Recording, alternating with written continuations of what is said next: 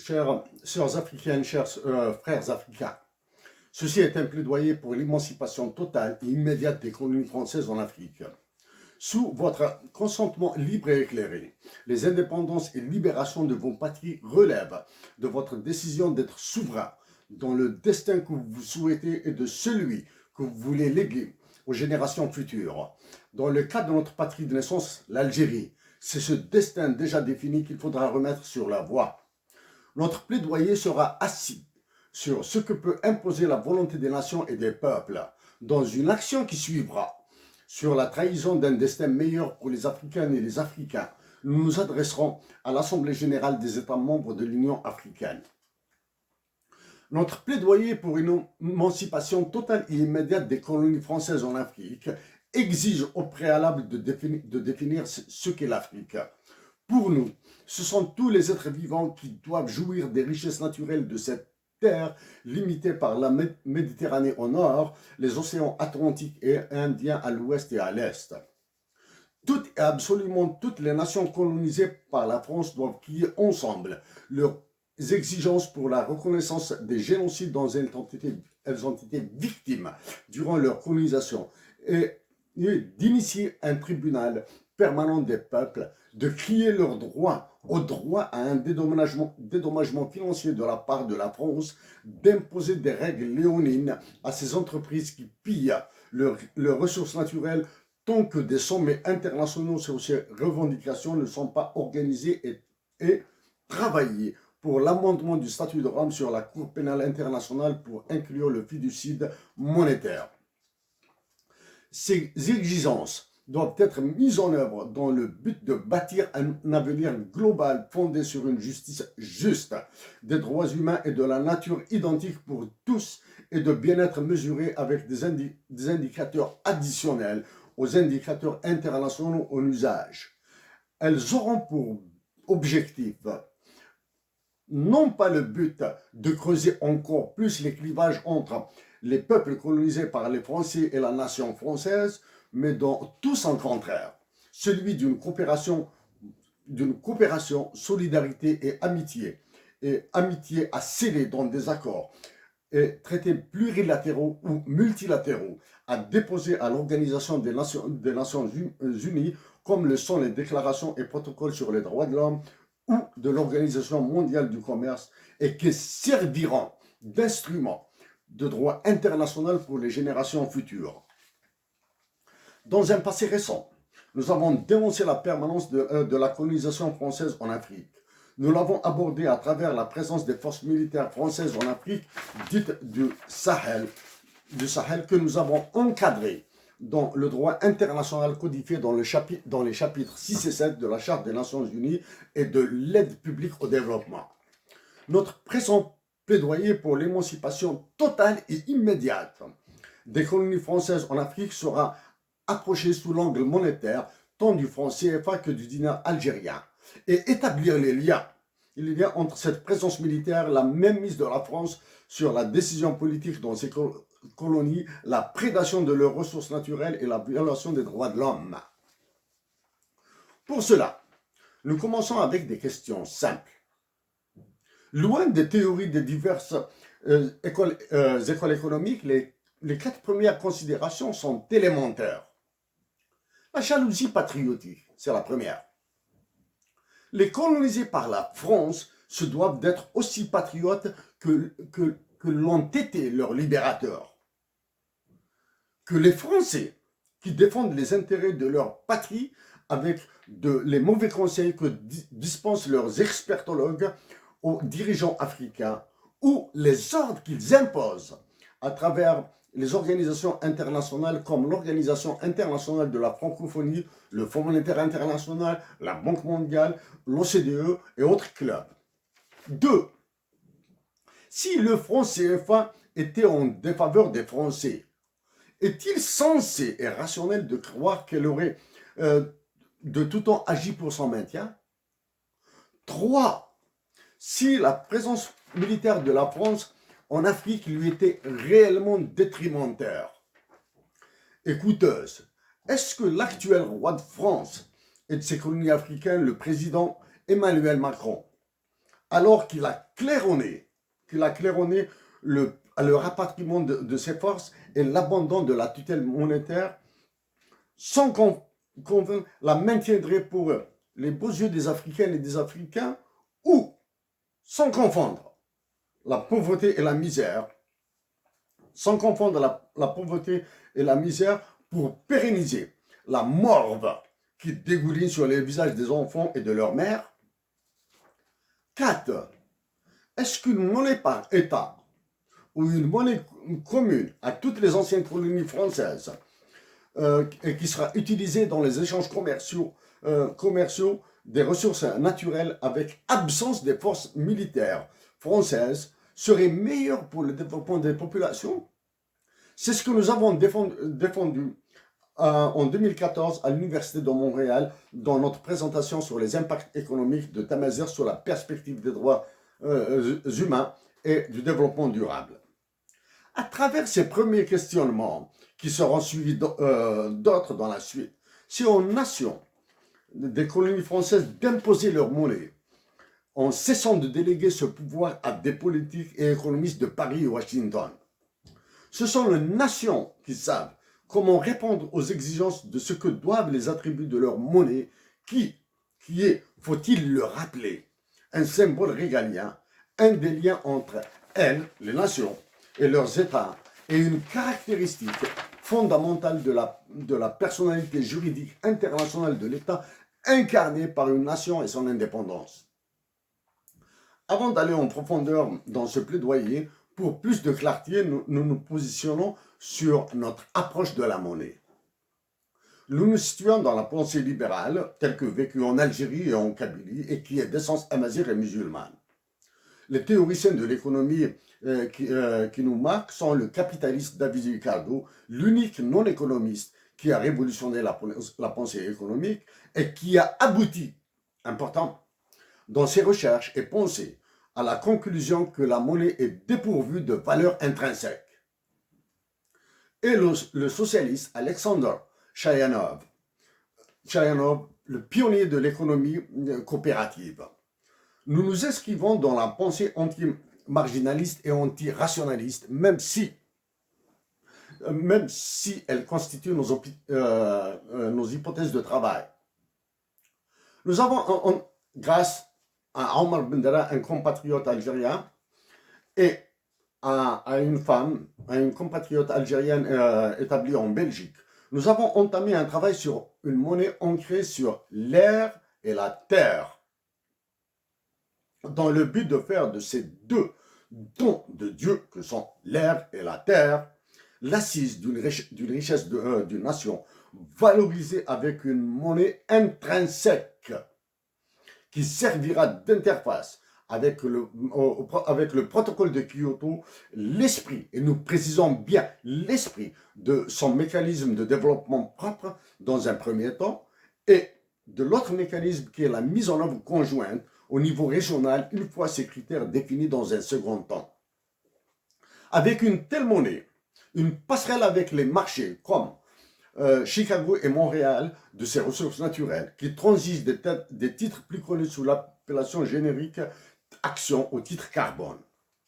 En faisant de l'air et de la terre une base monétaire, les programmes financés par la Banque mondiale dans les pays sous-développés et qui sont l'étude et l'évaluation des impacts sur l'environnement des projets dits de catégorie A et catégorie B trouveront une contrainte pour l'optimisation de l'exploitation des ressources naturelles, l'air, les changements climatiques, et qui cadrera les estimations monétaires du Fonds monétaire international en dehors des fluctuations des marchés vautours. Sur les points énumérés ci-dessus, nous avons donné quelques généralités dans notre ouvrage, le livre de la jarre pour la patrie, et avons soumis une proposition pour une initiative internationale sous l'acronyme de BRINA, pour base sur la richesse naturelle algérienne ou africaine, dépendamment de l'espace auquel nous faisons référence, au secrétaire général de l'ONU, Ban Ki-moon, et que nous avons réitéré à l'actuel, Antonio Guterres. Une indication sur le titre de notre ouvrage.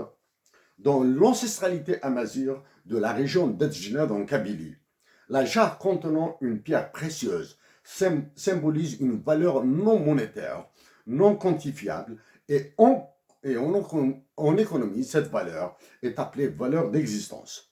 Revenons à la monnaie. Lors du dernier G5 Sahel tenu à N'Djamena au Tchad, dans une partie de son discours, le roi de France et de ses colonies africaines, le président Emmanuel Macron, s'est félicité au comble des Africaines et des Africains de la contribution de l'UMOA et a montré sa satisfaction dans la participation des autres organisations internationales africaines au maintien de son colonialisme. En faisant la liste exhaustive des organisations monétaires africaines, c'est à nous qu'Emmanuel Macron répondait car nous les avions qualifiées d'organisations terroristes. Ce jour, et dans ce plaidoyer, nous ajoutons qu'elles sont fascistes et que l'histoire fera d'elles les bras armés de la fiduciaire soft power française en Afrique. Dans l'oralité amazigh de notre région natale, la Kabylie en Algérie, un proverbe dit l'argent, la monnaie, est la saleté de la vie. Ce proverbe, si ce n'est son théorème, doit être le principe ou l'axiome de base d'une théorie de l'autarcie et de l'affranchissement d'un asservissement à une monnaie. 2. Les nations doivent aimer leur monnaie. Un individu doit voir sa monnaie comme sa femme ou son âme. Si la femme aime son homme, ou si l'homme aime sa femme, elle ou il lui donnera sa valeur réelle et non sa nominale, et elle ou il la protégera. Pour une nation, cet amour est celui qu'il éprouve pour sa patrie. À cet effet, nous citons Thomas Sedlacek dans Economics of Good Evil, l'économie du bien et du mal. The Quest for Economic Meaning from Gilgamesh to Wall Street.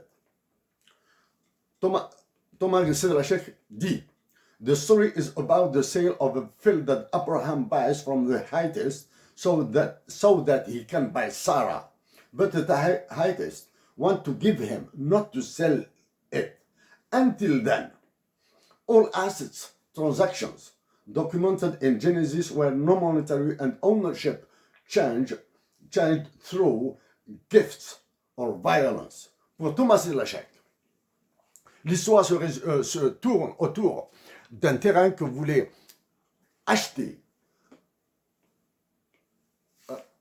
Abraham pour épouser Sarah.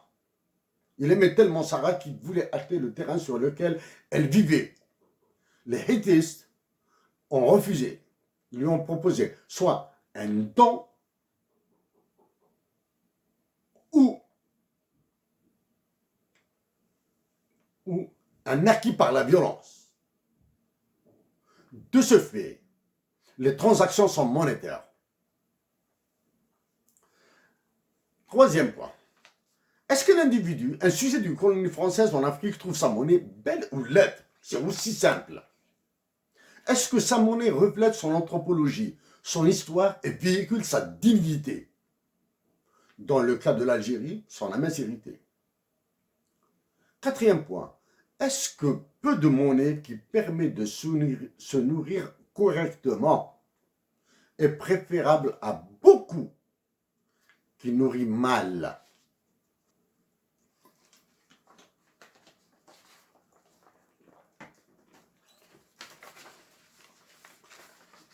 Maintenant, nous allons parler de l'Algérie, des ravages du président de la France dans notre patrie, et nos compatriotes des autres colonies françaises en Afrique feront des parallèles avec leurs pays respectifs. Dans l'histoire, les accords de Bretton Woods de 1944 ont porté essentiellement sur la monnaie internationale. Les négociations ont été monopolisées par l'anglais John Maynard Keynes et l'américain Harry Dexter White. Aucun Français n'a été associé. L'affrontement a été gagné par l'Américain qui a refusé le Bancor de l'anglais comme monnaie internationale.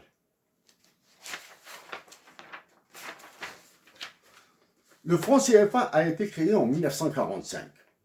Il a permis à la France d'étrangler ses colonies et lui a garanti le sévrage économique et monétaire de ses colonisés jusqu'à ce jour. L'Algérie, victime d'une colonie d'extermination, a subi pire. Un article spécial lui a été dédié lors de la création de l'OTAN en 1949. Dans les pays laminés par le franc CFA, la Guinée-Conakry s'en est affranchie dès le début des années 60. Un coup très mal digéré par la France.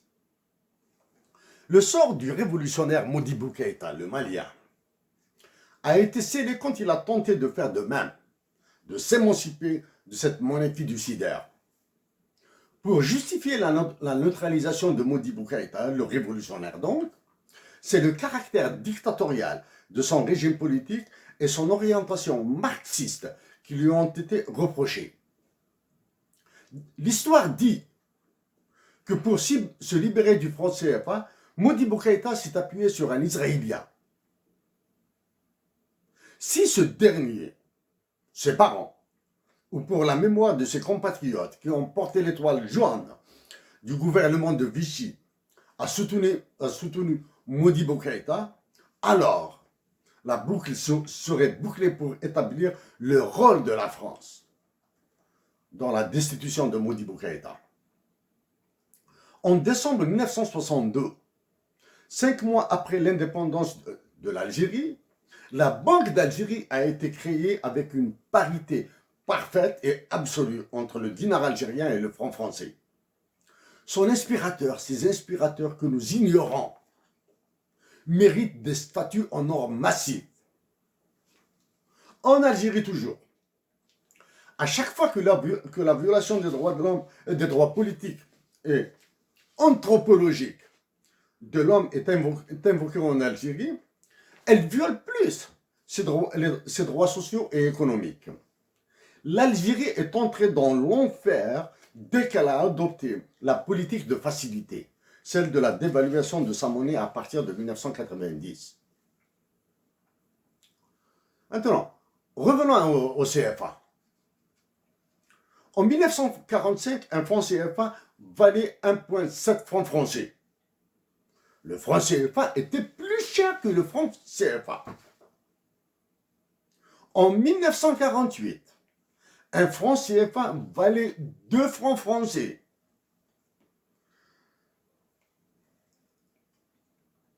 Le franc CFA est devenu encore plus cher que le franc français. En 1960, un franc CFA valait 0,02 nouveaux francs.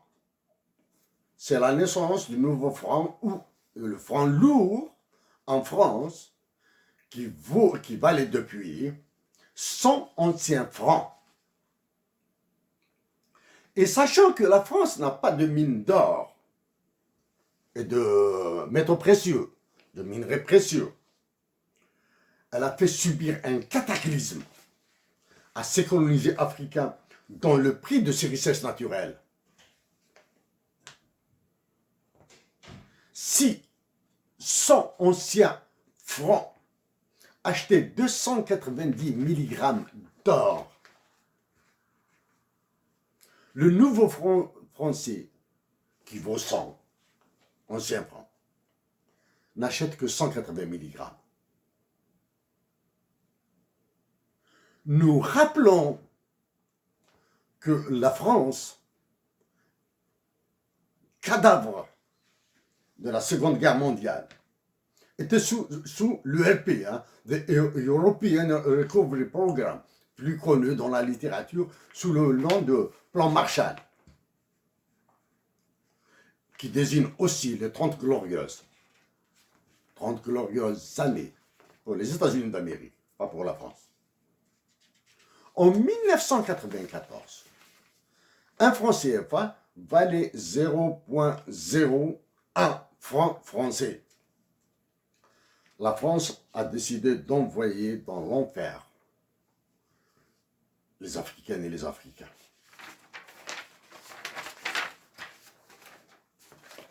En 1999, après la création de l'euro, un franc CFA vaut 0,00152, ce qui signifie que un Africain de la zone CFA, un Malien, un Nigérien, recevra ce que recevra un Français après le partage de 152 € sur 100 000 Français.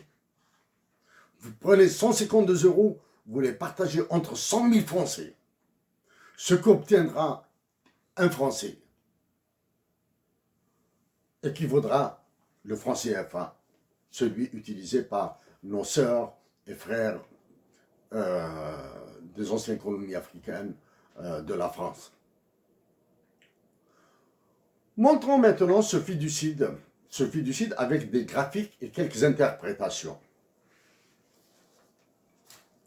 Pour plus de clarté, nous utilisons ces larges.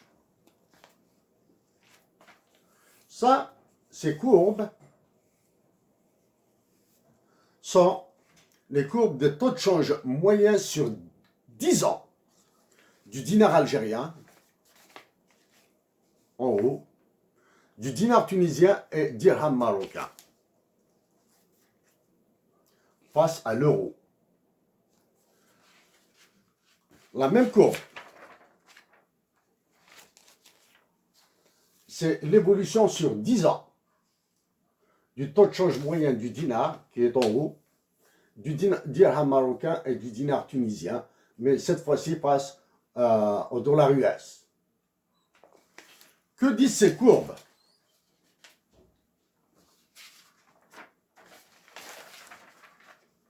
Que disent ces courbes? 1. Les courbes mesurent le patriotisme.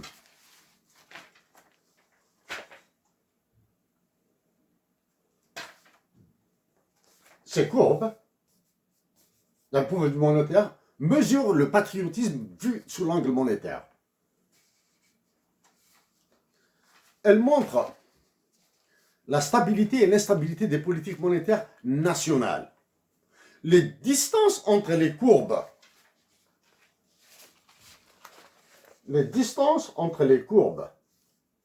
entre cette courbe et celle-ci, entre celle-ci et celle du dinar algérien, montrent la stupidité des États.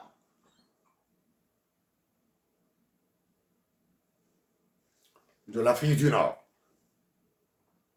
Dans le cas de l'Algérie, 2 points sur la courbe du dinar algérien montrent le terrorisme en col blanc à travers le risque de change.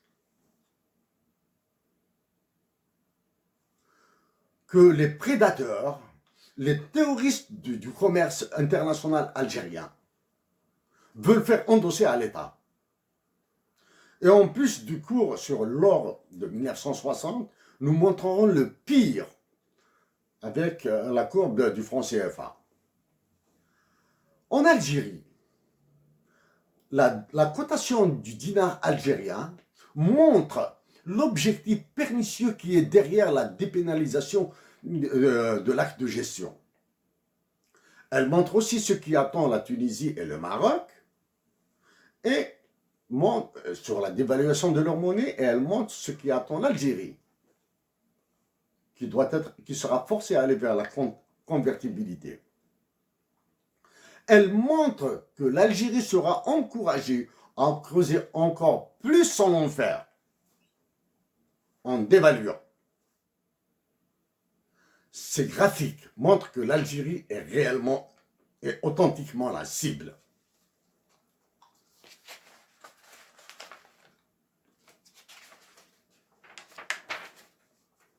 Maintenant, nous allons montrer les mêmes graphiques en incluant le franc CFA. Les courbes d'en bas désignent toujours le dinar algérien, le dinar tunisien et le dirham marocain. Le franc CFA est tout à fait en haut. Même chose. Ce sont les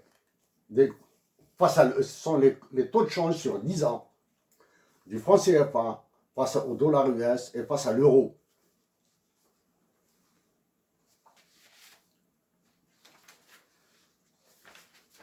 Ce que disait le franc CFA, que le franc CFA a encore broyé plus que ce qu'est l'Algérie actuellement. Nous avons qualifié la politique monétaire algérienne depuis plus de 6 ans, 7 ans, que nous l'avons qualifiée de criminelle, de nazi et de fasciste. Que dire de celle du CFA?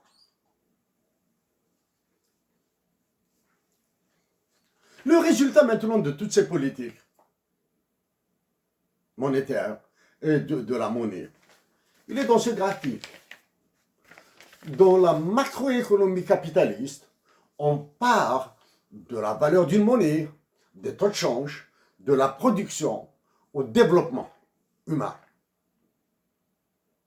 Donc, toutes les politiques monétaires qui ont été suivies en Afrique, dans les colonies françaises en Afrique, ont abouti au sous-développement, à la famine, à la misère. Ce qu'il faudra faire, c'est d'inverser, rejeter toute théorie économique ou toute politique de développement qui ne fait pas de développement humain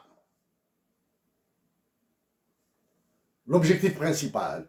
Et c'est le développement humain qui doit définir la production, laquelle production déterminera la valeur de la monnaie, le taux de change. Donc, le développement humain des Africains décolonisés par la France doit être dans une relation négative avec le taux de change. Donc, en conclusion,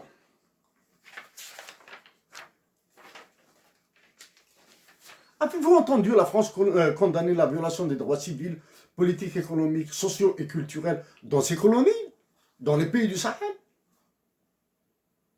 Elle a délégué cette tâche au Parlement européen, à l'Union européenne, et qui ne vise que l'Algérie.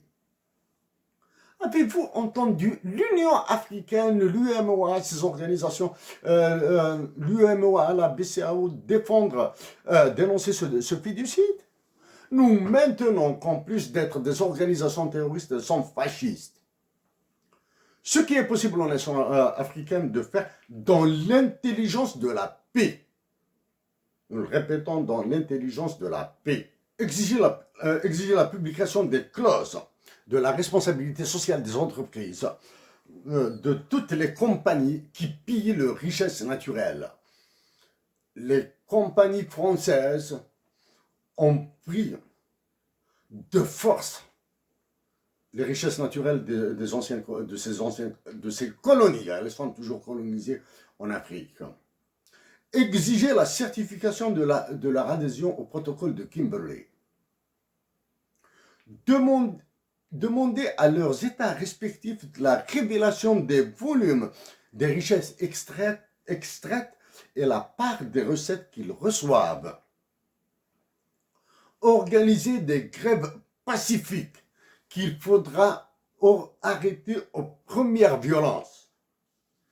Imposer les suivis médicaux des populations aux frais de ces compagnies avec mission d'évaluation des bilans de santé par des tiers. Organiser des référendums sur le maintien ou la suppression du franc CFA. Chers compatriotes africains, chères sœurs africaines, chers frères africains, chers frères d'Algérie, chères sœurs d'Algérie, il faut y aller vers un avenir qui relève de votre décision souveraine. Soyez solidaires. Le roi de France et de ses colonies africaines, le président Emmanuel Macron, est en train de démolir l'Afrique. après avoir embrasé le sud de l'Algérie, le nord du Mali, le nord du Niger, après avoir lancé la partition du Mali, il est en train de faire tomber l'Algérie. Et elle est sans la dignité des Algériennes et des Algériens qui ont su la maintenir. La révolution algérienne, la guerre de libération, de référence universelle, seront envoyés dans les poubelles de l'histoire par celui qui dirige la France et ceux qui dirigent l'Algérie et les anciennes colonies et les autres colonies françaises en Afrique. Merci. En addition, nous allons mettre des liens vers tous ces documents dans la description de la diffusion de cette intervention sur le web. Nous mettrons à votre disposition une adresse email pour des contacts. Nous allons vous envoyer des documents qui ont été déjà travaillés en attendant de nous adresser à l'Union africaine et à l'Assemblée générale des Nations unies. De Cornwall, en Ontario, au Canada, vous avez notre amitié, fraternité, solidarité et amour. Merci à vous tous.